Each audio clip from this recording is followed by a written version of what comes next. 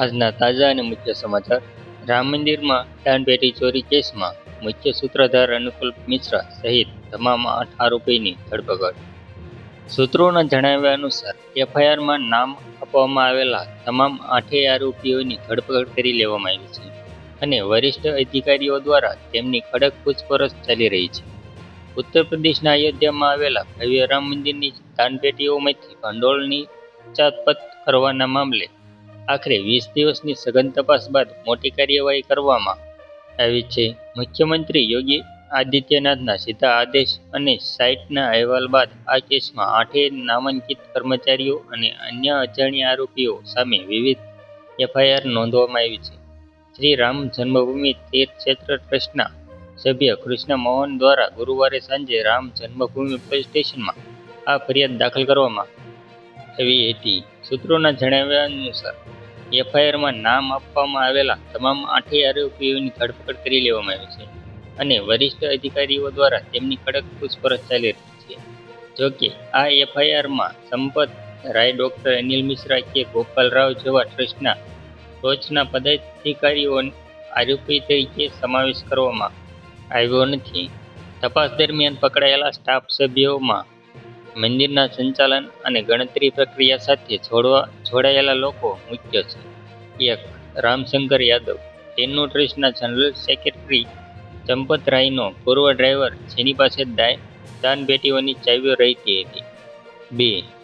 અનુકલ્પ મિશ્રા, રોકડ ગણતરીનો સ્ટાફ અને કૌભાંડના મુખ્ય સૂત્રધાર. તેના ઘરેથી 20 લાખ રૂપિયા રોકડા મળી આવ્યા છે. 3. લવકુશ મિશ્રા, અનુકલ્પનો સાળો, જેના નિવાસસ્થાનોથી 10 લાખ રોકડા જપ્ત કરાયા છે.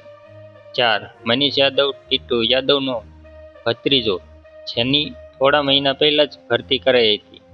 5. સુભાષ શ્રીવાસ્તવ, કેનેરા બેંકના નિવૃત્ત કર્મચારી, જેઓ રોકડ ગણતરીની દેખરેખ રાખતા હતા. 6. અવિનાશ શુક્લા, ગણતરી સ્ટાફ, જેના બેંક ખાતામાંથી 5 લાખ મળી આવ્યા છે.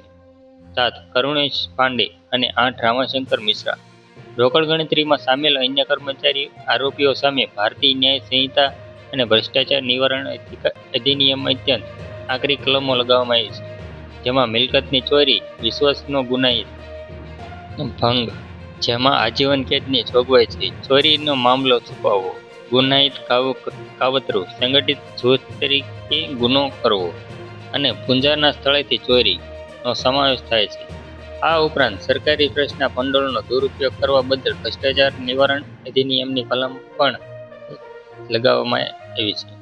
આ સમગ્ર વિવાદની શરૂઆત 5 જૂન દાન અને પ્રસાદની રકમમાં ચોરી થવાની આશંકા સાથે થઈ હતી. 7 જૂને સમાજવાદી પાર્ટી પ્રમુખ અખિલેશ યાદવે સોશિયલ મીડિયા પર આ મુદ્દે પોસ્ટ કરી કરોડો રૂપિયાની ચોરીનો આક્ષેપ લગાવવામાં આવ્યો હતો. આ મામલે રાષ્ટ્રીય મીડિયામાં ચમક્યો હતો. 9 જૂને વડાપ્રધાન કાર્યાલય આ ઘટનાની ગંભીર નોંધ લીધી હતી, જેના પગલે મંદિર નિર્માણ સમિતિ અધ્યક્ષ નૃપેન્દ્ર મિશ્રા તાત્કાલિક અયોધ્યા પહોંચ્યા હતા. રાજ્ય સરકારે મામલાની તપાસ માટે તાબડતોડ 3 સભ્યોની સાઇટની રચના કરી.